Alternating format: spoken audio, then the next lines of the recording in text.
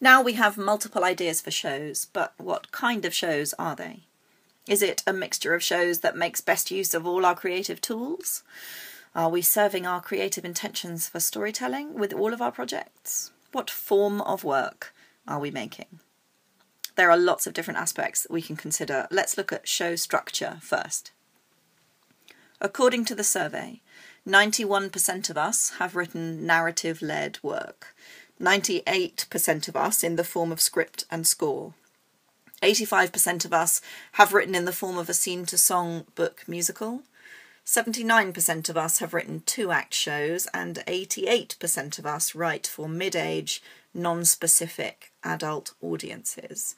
These are the highest scores from various different questions. There is a very specific definition of musical theatre, which tends to be assumed to be the only definition, I think.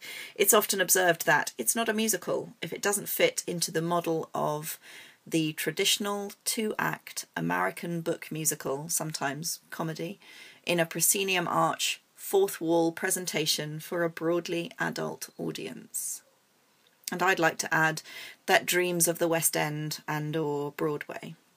When was the last time you thought, no matter what the offer was, and no matter what I did, I could not shape this show into a West End transfer and still have it fulfill my original creative intention?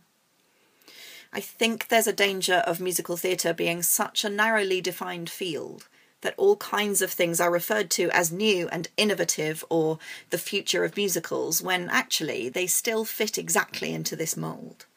True innovation of the genre itself is hard to find in musical theatre.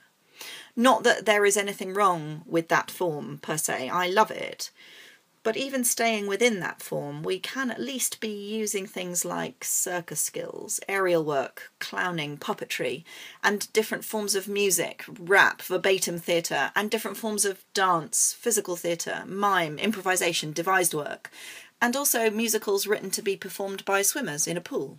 We all have one of those, right? We have a broad choice of opportunities available to us, of ways in which we can serve our creative intentions.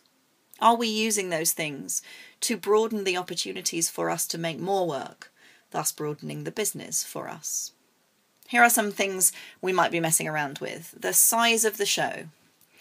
79% of us have written a 2-act show, 30% of us have written a 1-act show. Only 18% of us have written something that is 15 to 45 minutes long, and a mere 14% of us have written a mini musical that is 15 minutes or less. When I think about the amount of resources it takes to develop, produce and maintain each one of those, I wonder why we're not writing smaller shows. We have started with chamber musicals and small casts, and maybe we need to keep going, not because it's cheaper, but because it's good for us and good for the genre. We need to write in order to grow as artists and in order for the genre to grow. Look how many small shows fit into the same space as a big one. But what are the opportunities for presenting tiny work? The future of other audience-engaging worlds, such as gaming, is in the realm of phone apps. Could we podcast short shows? Instead of sharing a single song that we've written online, could we be putting tiny works up there with a complete narrative? What about radio, which removes the cost of scenery and costume and the physical restrictions of location and action? Here's another example of things that we could use to change the form of the musicals that we're writing. Target age range, not just of audience, but of performers. 63% of us skipped the questions about writing for any non-adult performers, yet there is a huge market in this country for youth theatre. On the question of writing for specific audiences, 88% of us have written for a plain old adult audience. 28% of us have written for the pre-teen sort of wicked audience. And 23% of us have written something for an audience of third age or elderly people, which is the average age of the subscription audience at my local regional theatre. I wonder why there aren't more shows written specifically for the older audience. Don't we want to have any opportunity we can to tell stories and hone our craft and get our work on its feet? What assumptions are we making about writing that material or writing for young people? And are they fair assumptions?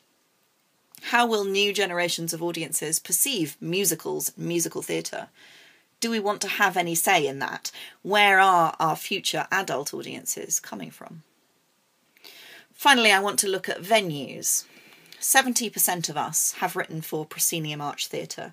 92% of us have written fourth wall theatre. But only 12% of us have written for radio.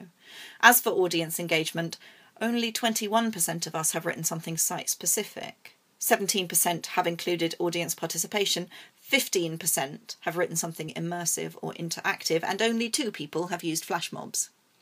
Interestingly, not everyone responded to the audience engagement question, but I think the future of storytelling is audience engagement. It is the hot topic being debated around the world in gaming. Is theatre doing a bit of lagging behind? What about musical theatre? The Arts Council's Grants for the Arts form asks you about 5 things, and the second thing is audience engagement. They ask you about you and your work, and then they ask, how is the public going to engage with your work? So my question is, what aspects of the work we're making could be broadened in order to broaden the business for us?